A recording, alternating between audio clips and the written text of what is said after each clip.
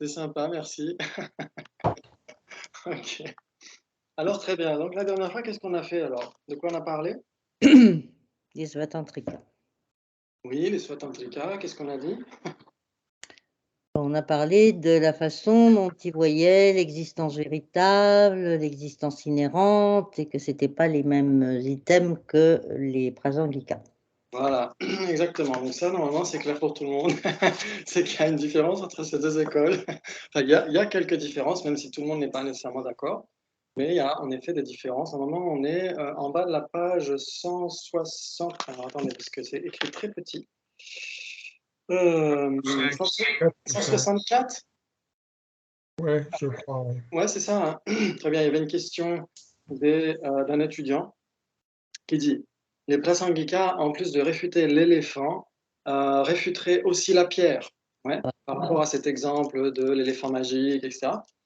C'est cela, pour les Prasangika, l'exemple de l'illusion magique n'est pas un bon exemple. Ils Mmh. préfèrent l'exemple du serpent et de la corde, ouais.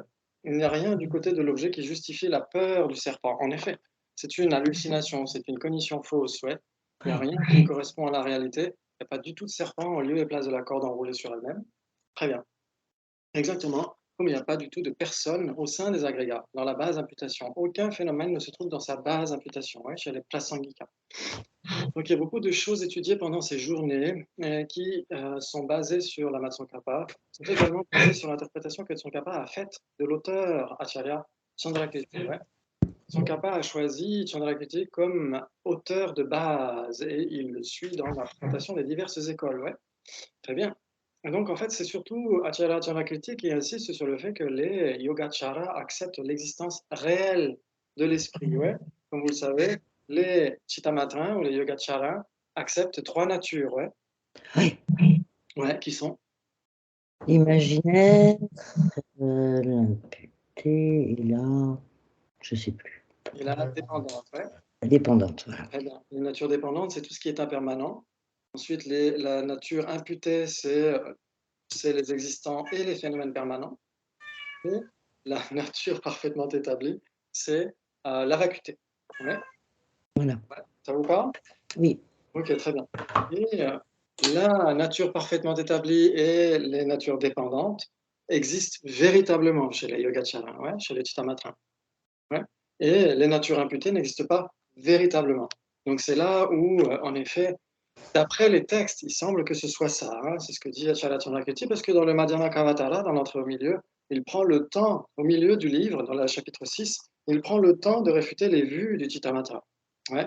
Donc s'il prend le temps de le faire sur pas mal de strophes, pas mal de pages, c'est qu'en effet, il a nécessairement des indices lui montrant que le Chittamatra accepte l'existence véritable, qui est totalement réfutée par qui, cette existence véritable? Par les Svatantrika. Pas par les Madhyamika, en fait. Par les Madhyamikas en général, exactement. Très bien, bravo. OK. Donc il dit en effet, il y a un ou 2 passages des textes du Yogacara qui parlent de cela, mais très peu. On peut essayer de lire entre les lignes et voir que certaines choses impliquent l'existence de l'esprit, l'existence véritable de l'esprit. Mais ceci est l'opinion de Acharya Chandrakirti. OK. Donc souvent, moi, je rajoute les dénominations de Chandrakirti, Nagarjuna et cetera, parce que comme le dit Vénérable Geshe Damdul, on n'a pas élevé les cochons ensemble. Donc c'est comme si on disait, on parlait de sa sainteté en disant, Tenzin a dit que donc c'est plus respectueux de donner un titre à ses grands maîtres du passé. OK, très bien. Ça ne veut pas dire qu'on ne les respecte pas si on met pas ce titre-là, mais bon, c'est juste que voilà, on n'a pas gardé les cochons ensemble. Étudiant, vous avez parlé d'énoncés de preuves autonomes. Ouais, qu'est-ce qu'on avait dit la dernière fois par rapport à ça? Donc ouais, je sais plus trop. Que c'est l'épreuve autonome, c'était les Svatantrika et les trucs par les conséquences par l'absurde, c'était les Prasangika. C'était le mode Voilà, de réfutation, quoi. exactement. Ouais, on avait vu qu'en effet, vous êtes d'accord pour dire qu'il y a le syllogisme. Il y a et qui est considéré comme autonome pour les non par les non prasangika de toute façon. Et il y a aussi l'énoncé de preuve. L'énoncé de preuve qui n'est pas nécessairement la même chose qu'un syllogisme, même ça peut-être que ça fait partie du syllogisme. C'est pourquoi, peut-être que le syllogisme fait partie des énoncés de preuve. C'est tout Voilà. simplement ça. Ouais, c'est pour ça qu'ici les Geshe-Dreyfus les assimile. Mais nous, on avait appris, comme on avait vu la dernière fois, que quelqu'un a une vue fausse, il dit bah, le son est permanent. Si nous, on lui donne un énoncé de preuve ou un syllogisme, il ne va pas nécessairement l'accepter parce qu'il ne doute pas, il n'est pas en train de douter. Voilà. Ouais. Donc un syllogisme est adressé qu'à un antagoniste approprié. C'est quelqu'un qui doute sur le sujet, le prédicat. Ouais. Ok. Et donc on va lui énoncer une conséquence. On va lui dire, bah, puisque ton son est permanent, il n'est pas produit. Ouais. Et donc là, il va commencer à douter. Et là, on va lui donner ce que nous, on appelait au basic programme, au PEBA, un énoncé de preuve. Ça veut dire tout ce qui est produit est nécessairement impermanent. Donc c'est pas tout à fait la même chose. Et même dans Tibetan Logic, de Catherine Rogers, il y a aussi cette traduction magnifique du Tariq, de la logique de Yongzin Polvutchok. Elle dit aussi qu'il y a une différence entre l'énoncé de preuve et le syllogisme. Ouais. Donc d'abord, on énonce une conséquence, ensuite un énoncé de preuve et ensuite un syllogisme. Ouais. Ok. Mais peut-être que là, le syllogisme fait partie, c'est une sous-catégorie des énoncés de preuve. Pourquoi pas? Faudrait vérifier. Très bien. Ok. Donc un syllogisme autonome est simplement un syllogisme que l'on énonce de façon autonome, un syllogisme dont la raison existe de façon intrinsèque pour l'antagoniste, bien sûr, pas pour le protagoniste, pas pour le prasangika. Dans le texte de Bhavaviveka sur lequel se base la Matsankapa, il y a un passage où Bhavaviveka dit qu'autonome signifie indépendant. Ouais, ok. Donc, c'est ce qu'il trouve dans les textes de Bhavaviveka. Normalement, il y a le Prajna Pradipa, la lampe de la sagesse, et l'autocommentaire, qui est le Tarkajvala, le flamboiement des raisonnements. Ouais. Et donc, c'est dans ces textes-là, normalement, qu'on trouve cette mention de autonome, qui veut dire indépendant. Mais après, qu'est-ce que ça veut dire indépendant? Ok. Par exemple, avant l'occupation illégale de la Chine du Tibet, par la Chine du Tibet, le Tibet était indépendant. Est-ce que ça voulait dire qu'il existait de manière indépendante? Non, parce que rien n'existe de manière indépendante. Il était indépendant de la Chine. Il était indépendant de la Chine. C'était une nation autonome qui avait son autodétermination. Ouais. Ok, c'est ça que ça veut dire. Donc, il y a différentes façons d'interpréter indépendant. Ouais. Tsongkhapa prend cette indépendance comme étant le signe d'une indépendance au niveau ontologique. Ouais, ontologique, ça veut dire quoi? Ça veut dire, voilà, mode d'être. Au niveau du mode d'être, exactement. Ouais. Ontos, en grec, ça veut dire l'essence. Ouais, ça veut dire l'être. Ouais, très bien. Et donc, ontologique, ça veut dire que l'indépendance, ça veut dire que ça existe de manière indépendante. Ouais, c'est ça que ça veut dire, en gros. D'autres érudits tibétains disent que ce n'est pas cela, mais tout simplement une indépendance de point de vue. Ouais, exactement comme le Tibet était une nation indépendante. Exactement, c'est pas nécessairement indépendant au sens ontologique. Ouais, ça vous parle? Oui. Ouais? Ok, très bien. Il y a presque tous les micros coupés, mais j'imagine que ça vous parle. Okay. Très bien.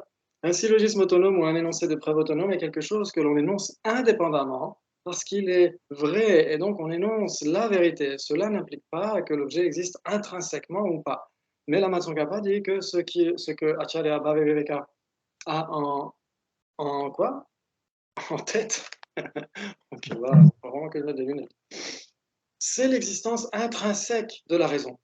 Donc c'est comme ça que la Matsunkapa interprète les propos de Acharya Bhaviveka. On appelle aussi Bhavya, c'est plus facile à dire.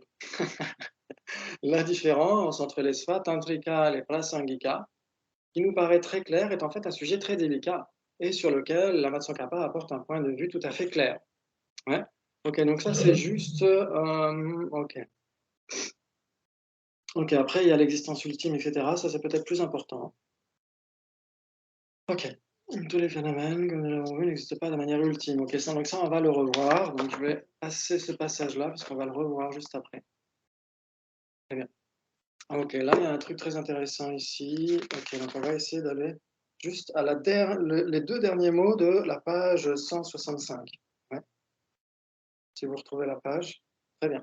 Donc cette vérité, donc la vérité, la réalité, etc., la réalité ultime, la vérité ultime, en effet, est une vérité qui a valeur libératrice. Vous vous souvenez, quand on était dans le Chittamatra, on avait vu que pour lui, la différence entre vérité conventionnelle et vérité ultime, c'est qu'une vérité ultime, c'est libérateur quand on la réalise. Ouais. Ouais. Ok. Et là, c'est la même chose. Il dit ça a valeur libératrice. Et c'est une bonne définition, j'ai l'impression, parce que les autres définitions qui sont données peuvent être discutables. alors qu'une vérité ultime, en tout cas du point de vue mahayaniste, c'est libérateur. Ouais. Du point de vue du véhicule fondamental, ça ne l'est pas. Pourquoi? Ça ne l'est pas parce que les vérités ultimes, elles sont impermanentes. Alors, les vérités ultimes sont impermanentes. Donc, ça veut dire que pour les Vaibhashika, l'espace incomposé est impermanent? Enfin, non, c'est pas ça. Alors, les vérités ultimes, elles sont, comment on va dire? Je sais rien moi. Elles sont palpables, elles sont atomistes, elles sont, oui, Ouais. atomistes, elles sont palpables, elles sont, il y a une existence matérielle, entre guillemets, réelle. Oui, voilà, exactement. On pourrait dire que les tenants du véhicule fondamental, c'est qui? Les Vaibhashika et les Sautrantika. Ok, très bien. Les Vaibhashika et les Sautrantika. Est-ce que tout le monde est d'accord? Oui. Oui. Très bien. C'est ça qu'on pouvait causer, hein. Et on Qu'après, on peut. dirait, Le temps de réflexion est très court. Ok. Donc tout le monde est d'accord pour dire que les Vaibhashika et les Sautrantika constituent les tenants du véhicule fondamental. Ouais. Et pour eux, les vérités ultimes ont une existence intrinsèque, voilà. ont une existence véritable. Ouais. Donc par exemple, pour les Vaibhashika, c'est des particules insécables, des instants de conscience infinitésimaux ou des instances de temps infinitésimaux et des phénomènes incomposés. Ouais. Et donc parce que ça résiste à l'analyse ultime. Ouais. Ouais, Laurence, ah oui, c'est vrai. Bienvenue J'ai chez du nous. mal à me connecter. Que tu avais le temps de venir le vendredi, c'est cool.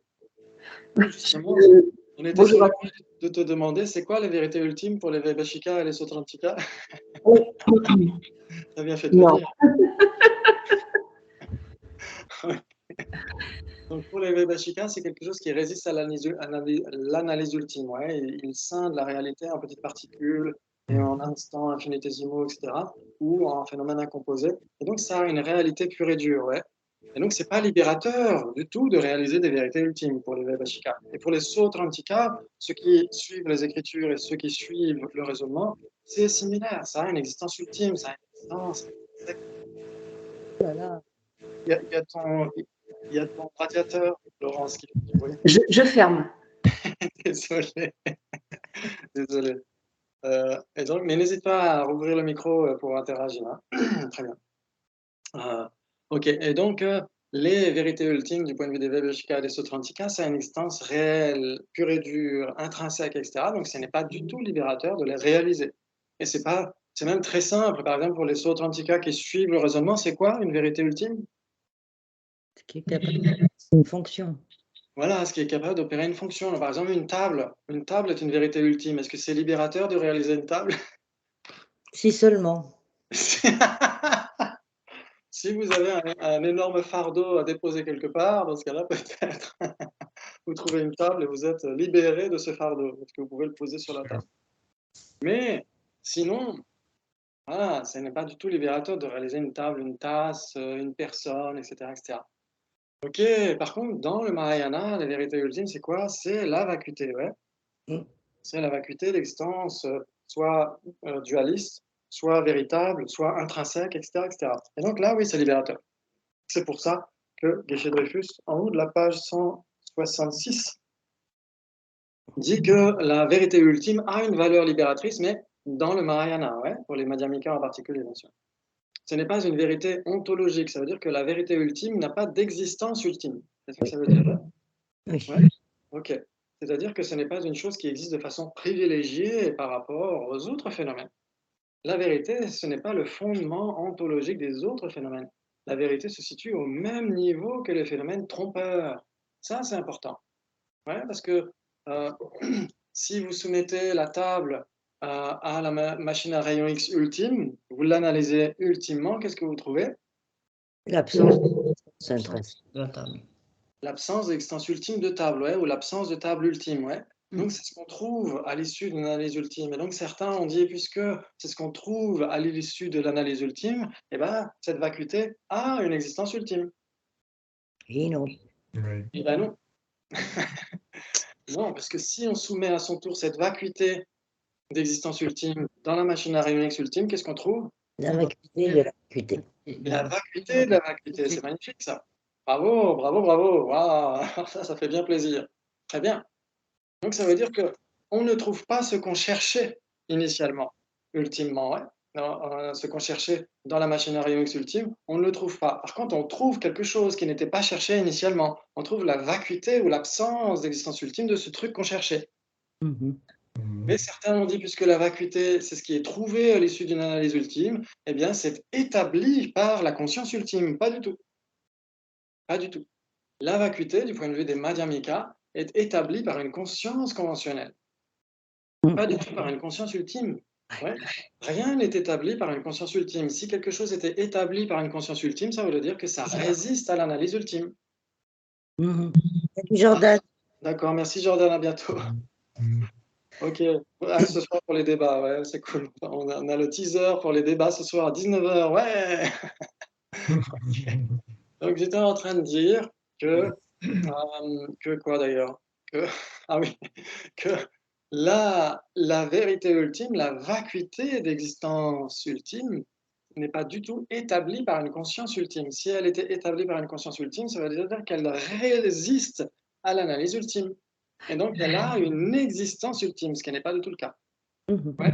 Donc, pour les Madhyamika, rien n'a un statut privilégié par rapport à la réalité ontologique, par rapport au mode d'être.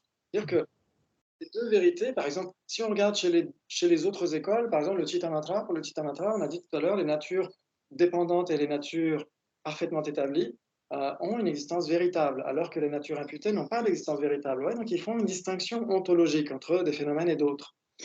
Parce que le Bouddha, tout simplement, avait été questionné et il a essayé de pallier à la peur que pouvait susciter la profondeur de la vacuité chez certains bodhisattvas. Donc il a dit, OK, il y a certains phénomènes auxquels vous pouvez vous raccrocher aux branches, et comme ça, vous n'avez pas peur de cet abîme très profond de la vacuité. OK. Mais dans le Madhyamaka, on n'a pas du tout cette distinction ontologique entre certains phénomènes qui existeraient de manière pure et dure et d'autres de manière fantomatique. Tout ce qui existe, existe de manière conventionnelle, ouais. Même la vérité ultime, ouais. Ouais, ça parle à tout le monde? Ouais. OK. Et là, elle parle de phénomènes trompeurs. Les phénomènes trompeurs, c'est quoi? C'est ceux qui disent qu'ils ont, enfin, qui semblent avoir une existence intrinsèque, une existence inhérente. Voilà, exactement. Ça veut dire que, comme vous le savez, seule la vacuité se montre exactement telle qu'elle est à une réalisation directe, à une réalisation yogique. Ouais, Mm. ouais, ça parle à tout le monde? Ça veut dire que la vacuité, quand elle est réalisée de manière yogique par un arya, elle se montre exactement telle qu'elle est. Elle ne montre pas une apparence discordante par rapport à son mode d'être. Elle se montre telle qu'elle est. Elle se montre comme étant vide d'existence inhérente, vide d'existence véritable. Ouais. Ok. Alors que tous les autres phénomènes ont une apparence discordante par rapport à leur mode d'être. Ils sont totalement dénués d'existence inhérente, mais ils se montrent comme si ils avaient une existence inhérente. Ouais, exactement comme un acteur. Un acteur n'est pas du tout boucher, charcutier, chanteur, etc., etc. Mais il joue le rôle. Donc il montre une apparence comme s'il était, je sais pas moi, sportif, alors qu'il ne l'est pas. Ouais. Donc il montre une apparence trompeuse. Ça veut dire qu'on croit, au bout d'un moment, on croit à ce qui se passe, ouais, dans le film ou dans le spectacle. Ouais, on croit à l'apparence. Mais il y a même des gens, quand ils rencontrent des acteurs, par exemple un acteur qui a sauvé la vie, qui est médecin, qui montre dans la série les médecins, il a sauvé la vie de quelqu'un. Et les gens lui disent alors, ça vous a fait quoi d'avoir sauvé la vie de quelqu'un? Il y a des trucs un peu comme ça, ouais. Ok. Et non, parce qu'on est persuadé que l'apparence correspond à la réalité, alors que pas du tout. Très bien. Donc ça veut dire qu'il y a l'apparence d'existence inhérente, alors que tout est vide d'existence inhérente, ouais. Ok, donc ça veut dire qu'il y a une distinction entre trompeur et fictif. Ouais. C'est-à-dire qu'une fiction, elle peut nous tromper ou pas. C'est-à-dire qu'on n'est pas censé croire que l'acteur a sauvé la vie de quelqu'un. On sait que c'est une apparence, mais on sait que ce n'est pas la réalité. On sait que c'est une fiction. Ouais. Mais si on croit à la réalité de ça, à ce moment-là, c'est totalement trompeur. On est trompé par cela. Ouais. Mhm. Donc, il y a une distinction entre trompeur et fictif. C'est-à-dire que fictif, ça veut dire faux, ça veut dire que ça n'a pas d'existence véritable. Ouais. Elle n'a pas d'existence véritable. C'est-à-dire que même la vacuité est fictive, c'est-à-dire que même la vacuité est fausse normalement, elle n'a pas d'existence véritable. Oui. Mhm. Ouais. Mais la vacuité, qui est réalisée directement, ne montre pas une apparence discordante par rapport à son mode d'être. Donc, elle n'est pas trompeuse.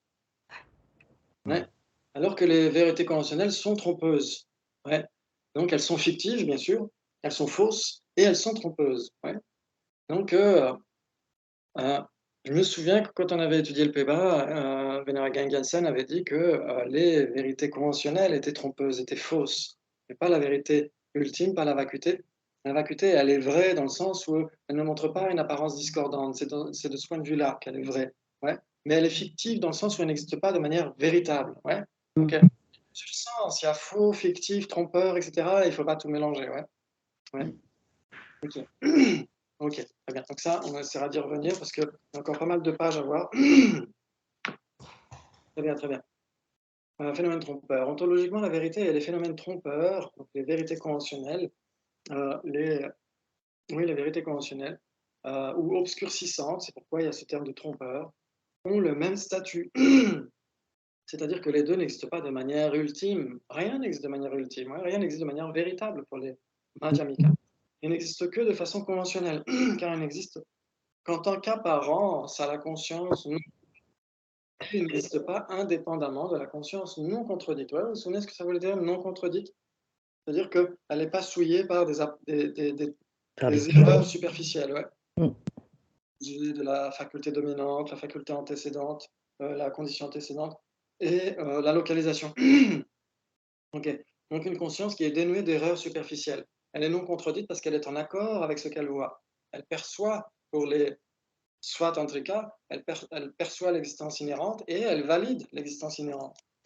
Ainsi, vérité et phénomène trompeur ont le même statut ontologique, mais ils ont une valeur libératrice différente. Ouais. Donc les phénomènes trompeurs, c'est la base sur laquelle on va essayer de découvrir leur véritable nature. Ouais. Puisque c'est toujours la vacuité de quelque chose, la vacuité d'existence véritable de quelque chose. Ouais. C'est pourquoi Adrian Nagarjuna, dans le chapitre 24, normalement, qui dit à la strophe 10, c'est sans s'appuyer sur la convention, on ne peut pas montrer l'ultime. Ouais. Et donc sans réaliser l'ultime, on ne peut pas atteindre le nirvana. Donc c'est comme une marche en fait. Les vérités conventionnelles, c'est ce qui nous aide à observer la nature ultime, puisque c'est toujours la vacuité d'existence inhérente d'un phénomène en particulier, nécessairement. Ok. Cette différence dans la valeur libératrice provient du fait que ces phénomènes apparaissent différemment à une perception directe. Parce que les vérités conventionnelles et la vérité ultime, la vacuité, n'apparaissent pas différemment à une conscience conceptuelle. Oui. Même quelqu'un qui réalise de manière inférentielle la vacuité continue d'apparaître à sa conscience conceptuelle comme si elle existait de manière véritable. Mais elle n'existe pas de manière véritable. Par contre, pour une perception directe, une perception non conceptuelle, dans ce cas-là, la vacuité se montre exactement telle qu'elle est. Ouais. D'accord. Ouais. Alors que les vérités conventionnelles, qu'on y pense ou qu'on les voit ou qu'on les appréhende directement, de toute façon, elles apparaissent comme si elles existaient de manière véritable. Ouais. Ok. Donc ça, c'est surtout du point de vue prasangika, on va dire, elles apparaissent de manière véritable, comme si elles existaient de manière véritable, parce que les svatantrika vont dire elles apparaissent comme si elles existaient de manière inhérente, et elles existent de manière inhérente. Ok. Très bien. Mais pour les prasangika, ils vont dire que l'apparence distordue se manifeste aussi aux consciences sensorielles, par exemple. Alors que les svatantrika vont dire l'apparence d'existence véritable ne se manifeste pas aux consciences sensorielles, mais qu'à la conscience mentale. C'est ça qui fait la différence. Par contre, l'apparence d'existence inhérente se manifeste aux consciences sensorielles et elles ont raison. Ok. Alors, oui, c'est ce que Prasangika appelle l'existence nominale. Alors, les prasangika vont dire que l'existence nominale, c'est la simple existence. Ouais. C'est-à-dire que pour les prasangika, si ça existe nécessairement de manière nominale. Ouais. Nominale, oui, mais pas inhérente ni ultimement. Exactement, tout à fait. Ni de manière ultime, ni inhérente, ni véritable, exactement, tout à fait. Ok. Et donc, ça veut dire qu'une table existe de manière nominale, mais elle apparaît comme si elle n'existait pas de manière simplement nominale. Elle Oui. apparaît comme si elle existait dans sa base d'imputation, comme si elle existait de manière inhérente, véritable, ultime, etc. Ouais. D'accord. Exactement. Très bien. Très, très bien. OK. Et donc, les phénomènes trompeurs nous apparaissent comme existant de manière ultime, alors que lorsqu'on a la réalisation directe de la vacuité, elle n'apparaît plus comme existant de manière ultime. Oui, c'est ce qu'on disait. Mais comme elle est... ah oui, elle n'apparaît plus comme si elle existait de manière ultime, mais comme elle est, telle qu'elle est. OK. C'est-à-dire comme la simple absence d'existence ultime, ouais, qui elle-même est totalement dénuée d'existence ultime. Donc c'est justement pourquoi elle se montre telle qu'elle est à une réalisation yogique directe. Donc ce phénomène, cette vérité ne nous trompe plus, mais au contraire nous conduit vers la libération. Ouais. Quand la vacuité est réalisée directement, il n'y a plus du tout d'erreur, il n'y a plus de discordance entre être et le paraître. C'est parce qu'elle nous conduit vers la libération et non pas parce qu'elle serait le façonnement ontologique de la réalité. Je me souviens, j'avais discuté avec une amie en Haute-Savoie une fois, qui me disait oui, mais la vacuité c'est comme Dieu. Et donc il n'y a pas de distinction nécessaire à faire entre Dieu et la vacuité, donc toutes les religions disent la même chose. Pas nécessairement, puisque d'après ce qu'on on comprend, Dieu est un petit peu la vérité ultime des traditions non bouddhistes. Et cette vérité ultime a une existence ultime, ouais. C'est l'absolu d'une certaine manière. Alors que la vacuité, même si, hélas, dans certaines traductions françaises, on l'appelle la vérité absolue, ce qui est une erreur de traduction, je le dis clairement, ce n'est pas du tout la vérité absolue, il n'y a rien d'absolu. L'absolu, c'est toujours à la négative, pour les Madhyamika, ouais. Ça ne devrait jamais être affirmé à l'affirmative. C'est toujours réfuté. Ok, très bien. Donc l'essence du Madhyamaka, ouais, il y a un A à la place du I, l'essence du Madhyamaka, le substantif, c'est qu'il n'y a pas de fondement ontologique, que les phénomènes sont sans fondement. Le seul fondement pour les prasangika, comme disait Rachel tout à l'heure, c'est l'existence nominale. C'est ça, c'est juste ça en fait. Tout existe de manière nominale.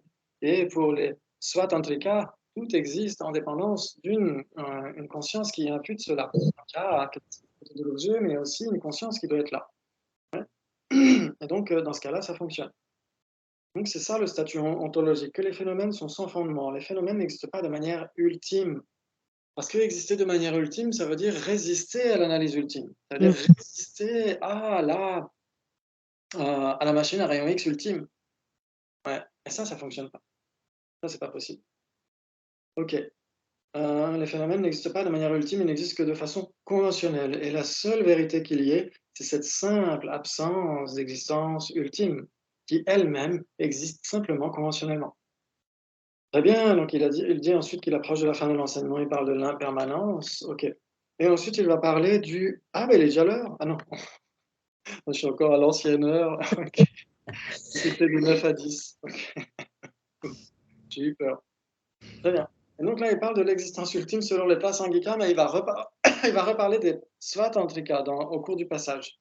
Donc il y a des choses auxquelles il faut prêter attention. Il ne parle pas nécessairement de l'existence ultime selon les prasangika dans ce même passage. Il manque une sous-section en fait, hein, dans le livre, c'est pas très grave. Très bien. Donc le Bodhicharyavatara de Bodhisattva Shantideva, qui est un texte de l'école prasangika, mais dont la plupart des enseignements s'appliquent aussi aux svatantrika, dit qu'il y a deux vérités, la vérité conventionnelle et la vérité ultime, que l'ultime n'est pas l'objet de l'esprit, que l'esprit est accepté comme conventionnel. Ouh là là, alors là, ça c'est un gros morceau. Ça c'est un gros morceau, parce qu'en effet, si on lit pour la première fois la vérité ultime, donc l'ultime n'est pas l'objet de l'esprit, qu'est-ce qu'on comprend?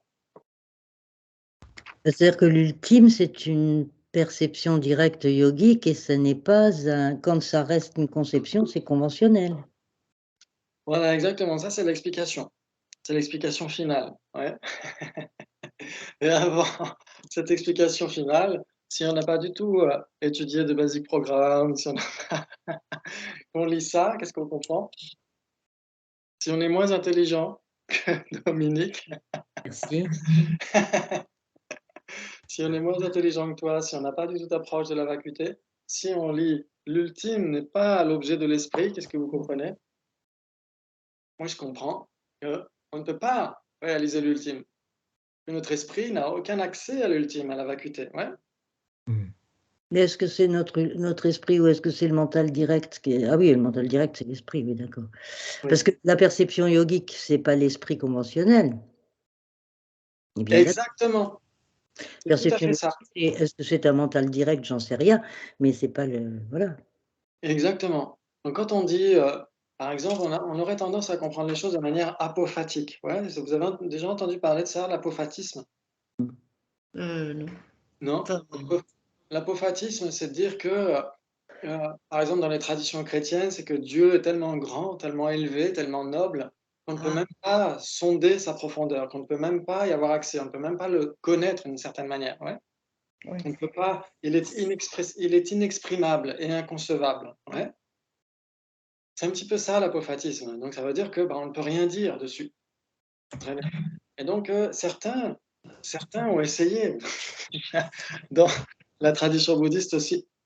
Il y en a qui ont essayé de dire ça parce qu'ils ont lu Shantideva, le 9e chapitre où il donne un peu les définitions des deux vérités. Il dit l'ultime n'est pas un objet de l'esprit. Et donc ils vont avoir tendance à penser la même chose que dans l'apophatisme. On va dire la vacuité est tellement profonde que notre esprit n'y a pas accès. Et donc, elle est inconnaissable, elle ne peut pas être connue. Ouais? Ça vous parle? Oui, oui. OK. Et donc, si elle ne peut pas être connue, si elle n'est pas l'objet d'une cognition valide, qu'est-ce que ça veut dire? Si elle n'est pas objet d'une condition valide, c'est-à-dire qu'elle n'existe pas. Voilà. Et donc, c'est là où on a un problème. On a un problème. Donc, la vacuité est censée être connue. Si ce n'est pas un objet de connaissance, si ce n'est pas un connaissable, ce n'est pas un objet, ce n'est pas un existant, ce n'est pas un phénomène. Donc, il faut qu'elle soit connue. Ouais? OK. Et donc, comment est-ce qu'on fait pour connaître la vacuité? Est-ce qu'on la connaît vraiment quand on la conceptualise? Ben non. Non. Non, justement, comme disait Dominique, elle apparaît comme si elle existait de manière inhérente à une conscience conceptuelle. Et cette conscience conceptuelle, c'est ça l'esprit ici. C'est-à-dire que la vacuité, l'esprit conventionnel, l'esprit conceptuel, etc., ne peut pas véritablement rendre hommage à la vacuité. Ne peut pas vraiment sonder la vacuité d'une certaine manière, ne peut pas l'appréhender telle qu'elle est. C'est ça que ça veut dire. Ouais. Et donc, il n'y a qu'une réalisation directe de la vacuité qui est en mesure de sonder véritablement la vacuité telle qu'elle est. Ouais, vous êtes d'accord? Oui. Donc, c'est ça que ça veut dire, que l'ultime n'est pas un objet de l'esprit conventionnel, l'esprit conceptuel. Ouais, c'est ça que ça veut dire. OK. Très bien. Et pourquoi? Parce que l'esprit, cet esprit conventionnel, etc., c'est justement quelque chose de mondain. Alors qu'il y a il n'y a que le supramondain qui peut observer la vacuité directement. C'est ça que ça veut dire. Ouais? Mhm. Ouais, ça vous parle?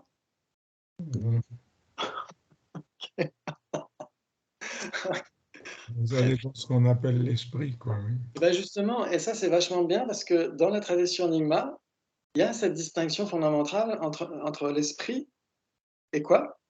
Et Eric, l'esprit. Et Rigpa, ce qui transcende l'esprit. Ouais, c'est Ouais, au-delà de l'esprit, c'est l'esprit au-delà de l'esprit. exactement. Et donc, c'est pourquoi ça fonctionne très bien chez les Nyingmapa, de dire qu'en effet, les vérités conventionnelles, c'est ce qui relève de l'esprit ordinaire, et la vérité ultime, c'est ce qui est le domaine de Rigpa, de ce qui transcende l'esprit ordinaire. Ouais. Et là, c'est magnifique, ça correspond parfaitement. Ouais. Comment vous avez dit Rigpa? Rigpa. Rigpa. Exactement. R-I-G-P-A, ouais. Vidya en sanskrit, ouais. Vidya. Vidya, ça a donné videre en latin, et vidéo, etc. Voir, ouais, etc., etc. D'accord. Et donc, ça vient du sanskrit à l'époque, vidya. Ouais. Ça veut dire voir, connaître, sagesse, etc., etc. C'est le contraire de avidya, c'est le contraire d'ignorance, ouais. Marikpa en tibétain. Ouais. Donc ça, c'est magnifique parce que Rigpa ou Vidya, c'est ce qui transcende l'esprit ordinaire. Ouais, c'est la sagesse primordiale, on pourrait dire. Et la vacuité ne relève que du domaine de cette sagesse primordiale, ne se montre exactement telle qu'elle est qu'à cette sagesse primordiale. Ouais. Mm. Et donc, bien sûr, ça sous-entend que cette sagesse primordiale, Rigpa, doit réaliser la vacuité. S'il n'y a pas de vacuité, il n'y a pas de Dzogchen, il n'y a pas de Mahamudra, il n'y a pas de Tantra, il n'y a pas les 3 joyaux, il n'y a pas les 4 nobles vérités. Ok, ça c'est passionnant. Très bien. Ok. Et donc ici, les deux vérités, ça veut dire qu'en effet, les deux vérités, on va dire que, comme on a dit, les deux vérités, telles qu'elles sont définies par Shantideva, le Bodhisattva Shantideva, la vérité conventionnelle, elle relève du domaine de l'esprit conventionnel. Ouais, vous êtes d'accord? Les consciences sensorielles, les consciences conceptuelles, etc., etc. Ouais. Alors que la vérité ultime, la vacuité, elle relève du domaine de ce qui transcende cet esprit conventionnel. Ouais. Ok, très bien. Donc ça veut dire que la vérité ultime, la vacuité, elle se montre telle qu'elle est à une réalisation directe. Ouais. Qui a une réalisation directe de la vacuité? C'est-à-dire une réalisation non conceptuelle de la vacuité, qui a ça parmi tous les êtres? Ben, les yogis, enfin les libérés, je sais pas comment on dit. Les Aryas, ouais. Les Aryas, voilà. Les Aryas. Les Aryas ont une réalisation non conceptuelle de la vacuité. Il n'y a qu'eux qui ont ça, ouais. Très bien. Et donc, eux, leur conscience, c'est une conscience ultime. Ouais. Oui. C'est une conscience ultime qui n'a pas d'existence ultime, mais c'est une conscience ultime parce qu'elle réalise directement l'ultime. C'est ça que ça veut dire. C'est-à-dire que la vérité ultime, c'est ce qui se montre tel qu'elle a une conscience ultime. Mm. Ouais. Et les vérités conventionnelles se montrent à une conscience conventionnelle. Donc ça veut dire que la conscience ultime observe l'ultime, observe la vacuité. Mais elle n'établit pas l'existence de la vacuité. Ce qui établit l'existence de la vacuité, c'est toujours une conscience conventionnelle. C'est-à-dire que l'existence de la vacuité, c'est une vérité conventionnelle. Ben oui. Et la vacuité n'existe pas ultimement, donc elle existe conventionnellement. Donc ça veut dire qu'il n'y a qu'une conscience conventionnelle qui est en mesure de certifier l'existence de quelque chose, puisque existence égale existence conventionnelle, égale existence nominale. Ouais. Donc ça, c'est très important. Ça veut dire qu'en effet, la vacuité se montre telle qu'elle est à une conscience ultime. Donc c'est l'objet d'une conscience ultime, c'est pourquoi on l'appelle vérité ultime. Mais son existence elle-même est une vérité conventionnelle. La vérité ultime n'existe pas ultimement, elle existe conventionnellement. C'est ça que ça veut dire. Fait. Donc c'est pourquoi dire que la vacuité existerait ultimement parce qu'elle est trouvée à l'issue d'une analyse ultime, non, ça ne tient pas. Ouais. La vacuité n'existe que conventionnellement parce qu'il n'y a que la conscience conventionnelle qui peut dire bah, la vacuité existe. Ok, très bien. Ok. Avant d'expliquer cela, revenons à notre explication de ce qu'est la vérité ultime, qui est l'absence d'existence réelle ou d'existence ultime. Ça, vous l'avez compris. Oui. Pour les Svatantrika, l'existence ultime est quelque chose qui serait établi en raison de sa nature extraordinaire, sans être établi par l'apparence à une conscience non contredite. Ouais, c'est ce qu'on avait vu. Donc, il y avait 50% du côté de l'objet, 50% du côté du sujet. Ok. Ah, enfin, 50%, c'est les Occidentaux qui disent ça. Hein. Dans les textes, ce n'est pas marqué. Mais c'est une façon de parler. Ok. Si les phénomènes n'existaient pas sans apparaître aux consciences qui les établissent, à ce moment-là, ces phénomènes existeraient de façon ultime. Ouais. Comme l'éléphant magique existerait sans les consciences hallucinées. Ici, conscience non contredite signifie une conscience qui n'est pas contredite par les caractéristiques intrinsèques de l'objet. Ouais, ça veut dire que c'est une conscience qui n'est pas entachée par des souillures superficielles. Ouais. Et donc, elle peut être valide. Pas nécessairement, mais elle peut être valide. Chez les Svatantrika, chez les Sautrantika, Svatantrika, on peut dire que la définition d'une cognition valide, c'est la même chose que chez les Sautrantika. Ouais, c'est une cognition nouvelle et infaillible. Ouais. Et donc, celles qui sont infaillibles mais qui ne sont pas nouvelles, c'est quoi? C'est une cognition subséquente, exactement. Donc, ça veut dire qu'une cognition subséquente, elle n'est pas valide, mais elle est non défectueuse, elle est non contredite.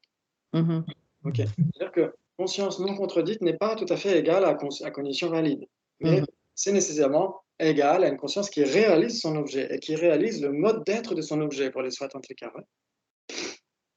Ok, très bien. Donc, qui réalise l'existence inhérente de l'objet. Lorsque je perçois ce verre, ma perception du verre est correcte pour les Svatantrika. Ouais, c'est pourquoi ici on reparle des Svatantrika, même si la sous-section dit l'existence ultime selon les Prasangika, là on est encore chez les Svatantrika. Ok, donc ici conscience non contredite, c'est très bien. Je perçois le verre, ma perception du verre est correcte car elle n'est pas contredite par les caractéristiques inhérentes du verre. Donc cette conscience non contredite à laquelle les phénomènes apparaissent est la conscience qui établit les phénomènes en tant que tels. Ouais. C'est-à-dire que là, le verre semble exister de manière inhérente, et comme c'est une conscience non contredite, eh ben, il existe de manière inhérente. Ouais, elle est non contredite sur toute la ligne, c'est ça que ça veut dire. Les phénomènes visibles, par exemple, sont établis en dépendance de la conscience visuelle. Ouais. Les phénomènes auditifs en dépendance de la conscience auditive, jusque là ça va. Phénomène auditif, en dépendance de la conscience auditive, chaque classe de phénomène a un type de conscience qui l'établit en tant que tel. C'est cela la conscience non contredite. C'est une conscience qui établit le phénomène en tant que tel et qui n'est pas contredite par les caractéristiques intrinsèques ou inhérentes de ce phénomène. On ajoute cela pour bien montrer que chez les Svatantrika, les phénomènes existent par la conjugaison de facteurs. Pour que les phénomènes existent, il faut d'une part qu'ils apparaissent à l'esprit qui les établit, et d'autre part, il faut qu'ils aient une caractéristique propre, une caractéristique intrinsèque. Et ce n'est que par la conjugaison de ces deux choses que les phénomènes peuvent être dits existants. Donc ça, on l'a déjà vu. Ok. Nous avons pris hier l'exemple de la perception des cornes du lièvre, des cornes de lapin. On en reparlera ce soir à 19h. Cette perception est fausse parce qu'il n'y a pas, du côté de l'objet, quelque chose qui corresponde à la perception. Ouais. Si vous voyez un lapin qui court dans le champ, etc., et vous voyez qu'il a des cornes, est-ce que ça correspond à l'objet ou pas? Non. Il n'y a pas de lapin à cornes. Ouais. Les lapins à cornes, ça s'appelle des jacalopes. Ouais, j'ai vu ça sur Internet. Donc, je crois que ça existe en Amérique. Mais un jacalope n'est pas un lapin, c'est un jacalope. Ouais. Un léopard n'est pas un tigre, c'est un léopard. La perception des cornes du lièvre est contredite par la réalité de la tête du lièvre qui est sans cornes. Le fait qu'il n'y ait intrinsèquement pas de cornes sur la tête du lièvre contredit la perception des cornes du lièvre. Ouais. Ok, donc ça veut dire que pour les Svatantrika, exister égale exister de manière inhérente. Oui. Et ne pas exister, c'est-à-dire ne pas exister, en fait, ça veut dire inexister. Donc, pardon, excusez-moi. Un existant égale existant de manière inhérente. Ouais. Et un non-existant égale non-existant de manière inhérente. C'est-à-dire que l'absence d'existence, elle aussi, a une existence inhérente. Donc ça, c'est très compliqué pour les Svatantrika de dire comment est-ce qu'un phénomène peut venir à l'existence. Ce que dit Arya Nagarjuna. Pour un phénomène qui existe, quel besoin de cause? Et pour un phénomène pour quelque chose qui n'existe pas, quel besoin de cause pour le produire? Parce que s'il était non existant par nature, de manière inhérente, des milliards et des milliards de causes ne pourraient jamais faire en sorte qu'il puisse venir à l'existence, puisque c'est un non-existant en soi. Ouais, ça c'est magnifique. Okay. C'est pour cela que la perception n'est pas une perception non contredite par rapport au fait de voir le lièvre sans cornes. Et c'est pour cela que les cornes du lièvre n'existent pas, n'apparaissent pas à une conscience non contredite. Ouais, c'est magnifique, c'est quand même assez cohérent chez les Svatantrika. Enfin, cette partie-là, en tout cas. Étudiant, qu'est-ce qui nous dit que nous ne nous trompons pas tous? Il se pourrait que ce soit comme pour les cornes du lièvre. Réponse, pour que le verre existe, il faut la caractéristique de l'objet qui fait que le verre est vert à la conscience à laquelle il apparaît. Si tout le monde voyait des cornes du lièvre, que se passerait-il? À ce moment-là, dit-il, il y aurait des cornes du lièvre. Ben voilà. Donc, cela ne vient pas du côté de l'objet, dit l'étudiant. Réponse, si, car si tout le monde voyait à ce moment-là des cornes au lièvre, c'est que ce serait une caractéristique propre du lièvre. Le fait que l'on voit quelque chose n'est pas sans cause ni raison. Si tout le monde voit quelque chose, c'est qu'il y a quelque chose. Maintenant, il se peut qu'un groupe de gens fasse une erreur sous l'emprise de conditions particulières. Ouais. Ok, mais rapidement, quelqu'un d'autre d'un autre groupe dira qu'il y a erreur et les choses se corrigeront. Évidemment, si les choses ne se corrigeaient pas et qu'on continuait tous à appréhender les cornes du lièvre, c'est qu'il y aurait des cornes du lièvre. Sans cela, comment pourrait-on les appréhender? Ouais. Ok. Donc ça veut dire que avant qu'on constate qu'il y a des... c'est quoi comment dire, le terme technique pour parler des lapins? C'est pas des muscélidés, quelque chose comme ça? Les chevaux, c'est des équidés? Aucune idée. Ouais, je sais plus. Mais imaginons, ok, le terme générique pour les lapins, donc c'est une espèce spéciale qui a des sous-espèces, ouais. Ok. Mais donc, avant qu'on connaisse les jacalopes, donc ces lapins entre guillemets à cornes, eh ben, ça n'existait pas. Et quelqu'un découvre en Amérique ou quelque part, etc., un lapin à cornes, etc., va l'appeler le jacalope. Ouais. Et donc, on sait tous maintenant que ça existe. On peut le vérifier par une cognition valide conventionnelle. Ouais. Ouais. Ok. Ok, je vous montrerai des images de Jackalope, mais vous pourrez regarder, c'est Jackalope. Ouais. Et donc, en effet, ça existe parce que c'est observé par une cognition valide. Ouais. Et donc, si du jour au lendemain, on observait que tous les lapins sont des jackalopes, à ce moment-là, le lapin à cornes existerait. C'est la famille des léporidés. Léporidés, merci beaucoup.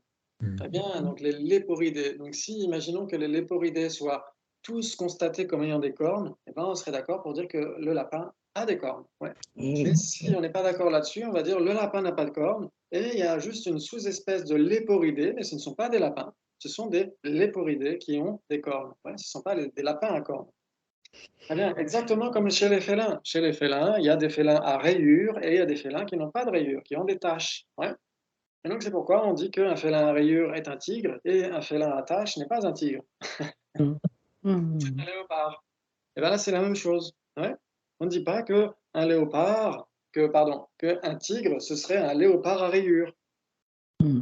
Personne ne le dit. Ouais. Parce que ce sont deux sous-espèces des félins, des félidés. Ouais. Ok, très bien. Je me suis embarqué là dans ce truc. Ah, les cornes de lapin nous auront posé des problèmes. Hein. Ok, très bien. Donc, ok, donc ça c'est bien. Et ce n'est pas pareil pour le verre, dit l'étudiant. On appréhende les caractéristiques intrinsèques du verre pour les soit antrica. Ouais. Étudiant, quelqu'un pourrait nous faire dire que nous sommes dans l'erreur. C'est impossible, mais on appréhende les caractéristiques. Avant, non, c'est possible. C'est possible. Si un Prasangika vient discuter avec un Svatantrika, il va lui dire bah, il n'y a pas d'existence inhérente, essentielle du verre. Ok, donc c'est possible, mais on appréhende les caractéristiques essentielles du verre et le verre fonctionne en accord avec ce que l'on appréhende pour les Svatantrika. Il ne faut rien de plus pour déclarer ces caractéristiques essentielles du verre qui seraient existantes. Ça fonctionne de la façon dont on les appréhende, et n'est-ce pas cela être existant? Ouais, c'est ça que ça veut dire être existant. On fait la différence, par exemple, les Svatantrika vont dire au Prasangika, vous faites bien une différence entre le serpent en lieu et place de la corde et la corde. C'est-à-dire que le serpent n'est pas du tout observé par une cognition valide conventionnelle. C'est observé, c'est l'objet appréhendé, l'objet du mode d'appréhension d'une conscience qui l'appréhende. C'est l'objet, on pourrait dire, oui, l'objet du mode d'appréhension d'une cognition fausse qui l'appréhende. Ouais, ok. Bien sûr, on pourrait se demander si tout le monde ne se trompe pas. Mais justement, le fait que l'on appréhende les choses comme cela a une raison. Donc, mais le fait que l'on appréhende les choses comme cela a une raison. Et non seulement on les appréhende comme cela, mais c'est comme cela qu'elles fonctionnent. Je verse de l'eau dans le verre et je bois. Donc tout ce que je fais fonctionne parfaitement en accord avec mon appréhension. C'est donc bien le signe que cette appréhension est correcte. Donc c'est quand même assez intéressant ce que disent les Svatantrika, tels qu'on les interprète bien sûr dans les traditions tibétaines. C'est que, en effet, c'est un petit peu comme ça que nous, en tant qu'êtres ordinaires, on fonctionne. On a l'impression, on dit d'accord, oui, on étudie la vacuité, on étudie des programmes d'études, on étudie des livres, etc. Et en effet, on comprend la vacuité d'une certaine manière, mais est-ce que ça va vraiment à l'encontre de l'existence inhérente conventionnellement? On a tendance à réfuter l'existence inhérente ultimement. Ça, c'est pas si compliqué de se dire qu'en effet, il n'y a pas de méduse qui se balade dans l'espace comme ça dans le cinéma 3D s'il n'y a pas de spectateur avec des lunettes 3D. Donc ça, on est d'accord pour accepter ça. Mais c'est plus difficile de réfuter l'existence inhérente conventionnellement, de se dire que, ok, il y a une méduse qui se balade dans l'espace, tout va bien parce qu'on a des lunettes 3D. Et donc, la méduse semble avoir des caractéristiques de méduse, et elle a ces caractéristiques de méduse d'une manière non commune. Une méduse n'est nécessairement pas autre chose. Et donc, c'est difficile malgré tout d'aller aux profondeurs et de réfuter le Svatantrika, parce que spontanément, on a tendance à accepter l'existence inhérente. Ouais. Bien sûr. Par exemple, l'autre jour, en classe de révision, on se posait la question, par exemple, vous voulez acheter une montre. Par exemple, vous allez à Genève et vous voulez acheter une montre très chère. Et au comptoir, le vendeur vous vend un sac d'engrenage. Ouais, et vous dit, voilà votre montre. Vous êtes d'accord? Non. Vous allez dire, rendez-moi mon argent. Vous êtes d'accord? Par contre, la personne, le vendeur, remet les engrenages dans le bon ordre et vous retend la montre avec les engrenages dans le bon ordre. Vous êtes content ou pas? Oui. Oui, oui. Vous avez acheté la montre. Non?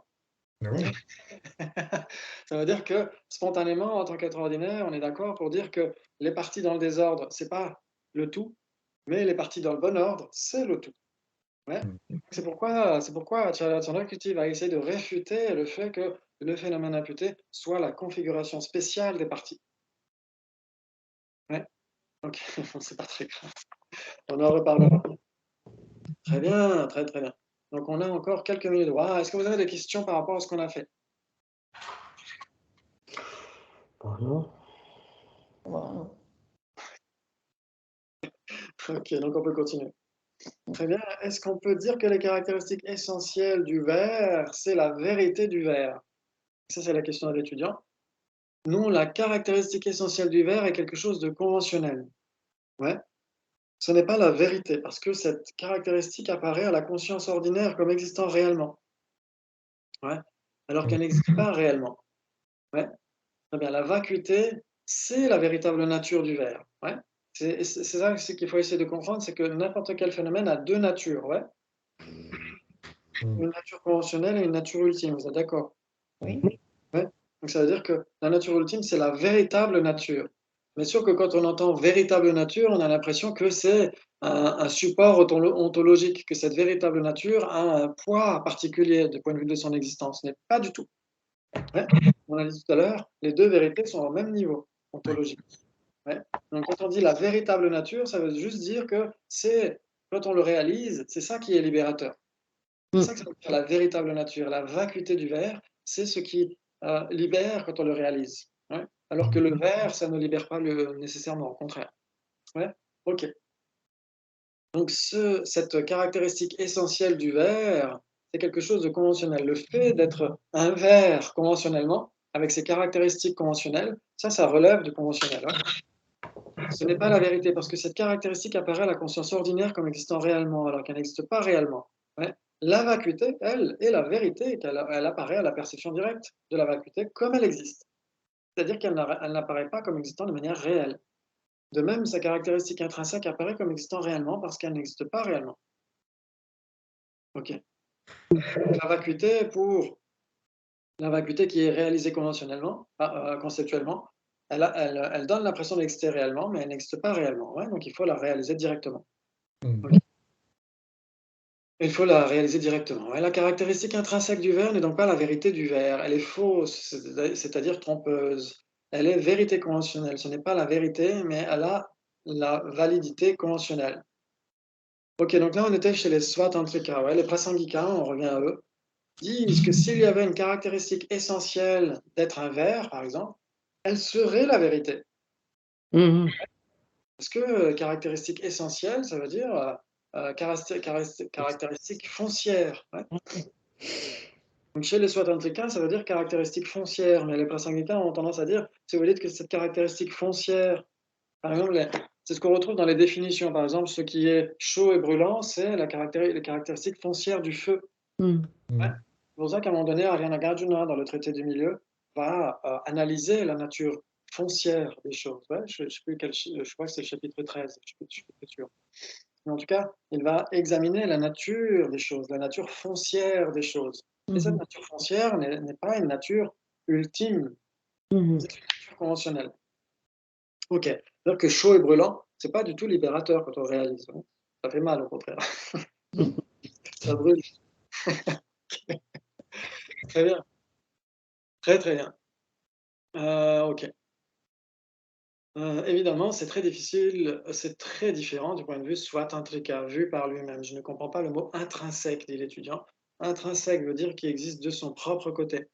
Ce qui fait la différence entre ce micro et ce verre, est-ce simplement le nom que l'on donne ou bien y a-t-il quelque chose du côté de l'objet qui correspond au nom que l'on donne? Les Prasangika ont cette vue tout à fait incroyable qui affirme qu'il n'y a rien du côté de l'objet qui correspond au nom qu'on lui donne et que c'est simplement parce qu'on donne ces différents noms qu'il y a une différence. Ouais. Ça, c'est très important pour les Prasangika. C'est-à-dire qu'il n'y a rien dans la table qui soit la table. Il n'y a rien dans la montre qui soit la montre. ni les parties désassemblées, ni les parties assemblées dans le bon ordre, etc. Donc ça, c'est la base d'imputation. Et le phénomène imputé ne se trouve pas dans cette base d'imputation. Ouais. OK.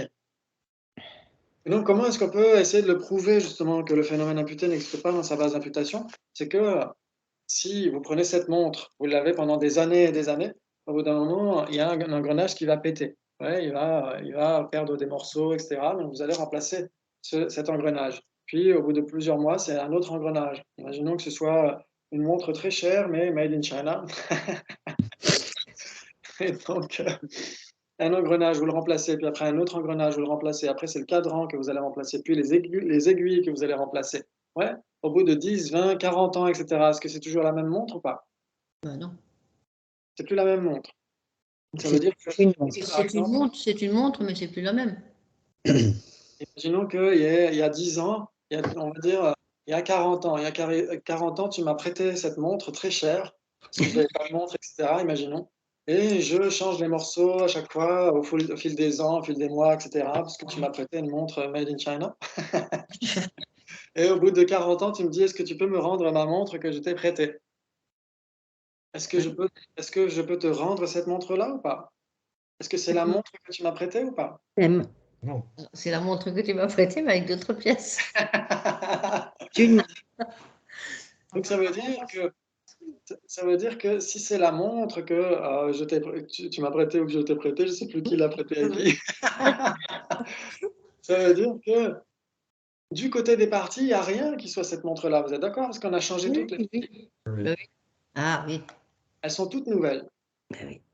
Et donc du côté des parties, du côté de la base imputation, est-ce qu'il y a cette montre-là? Non. Puisque toutes les parties, toute la base imputation a changé. Ouais. Qu'est-ce qui reste? Il reste une montre. Et la montre, elle n'y est plus. Il reste une montre. C'est la montre. Si par exemple je te dis, bah, je ne peux plus te la rendre puisque j'ai changé toutes les pièces, et donc toutes les pièces sont neuves, tu vas me regarder de travers. Tu vas dire, bah, les gens, tu me prêtais une montre super chère et tout, et il ne veut pas me la rendre.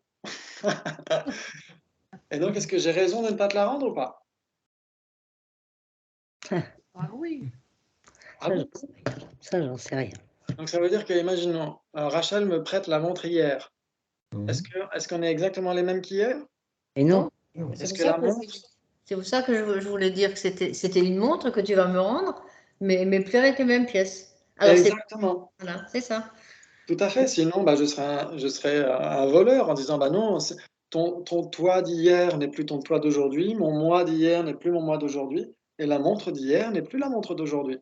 Parce que si tu me prêtes de l'argent aujourd'hui et demain, je le veux, tu me dis, mais je suis plus le même. Mais je ne peux pas te rendre ton argent. Tout à fait. Voilà. Exactement. Ils sont malins, ils disent.